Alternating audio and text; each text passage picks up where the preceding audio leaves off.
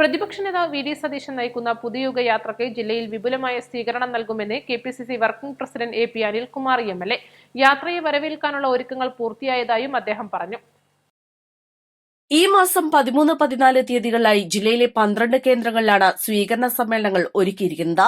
ഫെബ്രുവരി 13 രാവിലെ 10 മണിക്ക് കൊണ്ടോട്ടിയിൽ നിന്ന് ആരംഭിക്കുന്ന പര്യടനം അരീക്കോട്, നിലമ്പൂർ, വണ്ടൂർ, പെരിന്തൽമണ്ണ എന്നിവിടങ്ങളിലെ സ്വീകരണത്തിന് ശേഷം മലപ്പുറത്ത് സമാപിക്കും. രണ്ടാം ദിനം വേങ്ങരയിൽ നിന്നാരംഭിച്ച് എടപ്പാളിലാണ് സമാപനമെന്നും അദ്ദേഹം പറഞ്ഞു.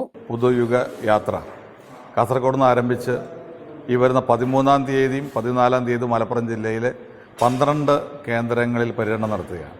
ഒന്നാമത്തെ ദിവസത്തെ പര്യടന പരിപാടി കുണ്ടോട്ടിയിൽ നിന്ന് ആരംഭിച്ച് രാവിലെ 10 മണിക്ക് കുണ്ടോട്ടിയിൽ സ്വീകരണം നൽകിയ സ്വീകരണത്തിന് ശേഷം നടക്കുന്ന പൊതുസമ്മേളനത്തിൽ സംസാരിച്ച് അന്നേ ദിവസം അരീക്കോട്, അതുപോലെ നിലമ്പൂർ, വണ്ടൂർ, പെരിന്തൽമണ്ണ, മലപ്പുറത്ത് സമാപനമാണ്.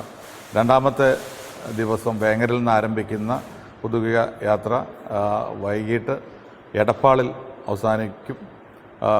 UDFന്റെ പ്രഗത്ഭരായ നേതാക്കളൊക്കെ തന്നെ ആ ജാഥയിലുണ്ടാവും. സാദിഖ് അലി ശിഹാബ് തങ്ങൾ ഉൾപ്പെടെ, രമേശ് ചെന്നിത്തല ഉൾപ്പെടെയുള്ളവർ അന്ന് ജാഥയെ അഭിസംബോധന ചെയ്യാൻ വിവിധ കേന്ദ്രങ്ങളിൽ സംസാരിക്കും. 2 ദിവസത്തെ പ്രോഗ്രാം ഏറ്റവും വിപുലമായ രീതിയിൽ തന്നെ 12 കേന്ദ്രങ്ങളിൽ സ്വീകരണ സമ്മേളനങ്ങളായിട്ട് അറേഞ്ച് ചെയ്തിട്ടുണ്ട്. ഒരുക്കങ്ങൾ നടന്നുകൊണ്ടിരിക്കുന്നു. നാളെയും മറ്റന്നാളുമായിട്ട് അതിൻ്റെ പൂർത്തീകരണത്തിലെത്തും.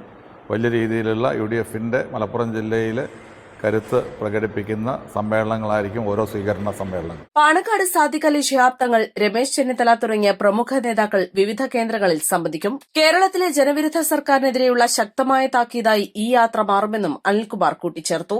East Life, Nilambur. വെഡിംഗ് ആഭരണങ്ങൾ, ലൈറ്റ് വെയ്റ്റ് ഡെയിലി വെയർ ആഭരണങ്ങൾ, ഡയമണ്ട് ആഭരണങ്ങൾ എന്നിവ ഏറ്റവും കുറഞ്ഞ പണിക്കൂലിയിൽ നിങ്ങൾക്ക് സ്വന്തമാക്കാം. Haya gold and diamonds, Bandur and Elankur.